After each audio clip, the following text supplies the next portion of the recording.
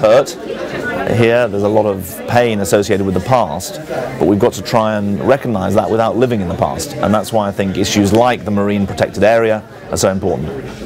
Could you briefly sum up for us the points that you discussed during the meeting in terms of partnership? The meeting today was about how we can have a proper partnership with the local community. I think that the first partnership is obviously with the MP. Many of the people here are British citizens, they have the right to vote, and they've got an outstanding local MP in Laura Moffat who's taken up their cause in a very proper way. The second partnership I think that's very important is with the future of the Chagos Islands. Obviously the British Indian Ocean Territory is an important fact of international law at the moment, and that's not going to change, but there is an opportunity to build an environmental partnership, and that's an important thing that we've discussed today. The third part of the partnership is to give the people here who were expelled in a way that none of us defend.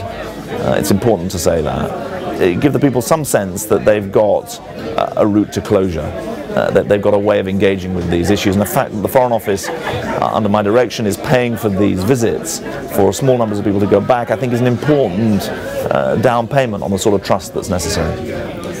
And now that you've begun to build a relationship with the community and Alan has presented you with his report, what do you see as the next step?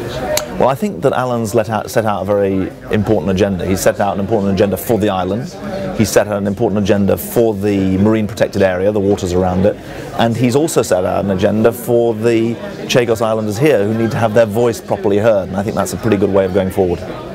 What is your opinion on the islanders' right to return to Diego Garcia? Well, the government's taken a very clear view on both the legality of that, as you know, but also on the practicality. The report that was done showed that there really wasn't a possibility of going back there with anything like the kind of opportunities that a vibrant and living community might need. The infrastructure has been degraded profoundly over the last 40 years, and so we're clear that the court cases that are being pursued against us are not ones that we were willing to accede to. Okay.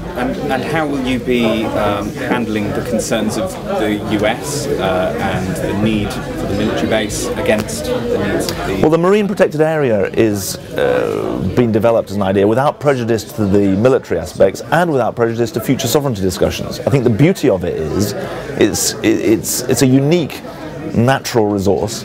The marine protected area is a way to protect that, and part of our job of human beings is to protect the future that we inherit from the past, and I think that the science is pretty clear about why this is worth preserving.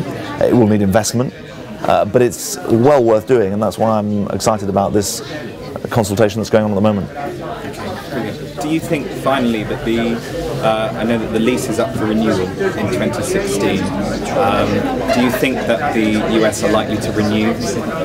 I think it would be speculative, but I haven't seen any suggestion of a change in their current position. All right. Yeah. Thanks. Nice to meet you. No problems.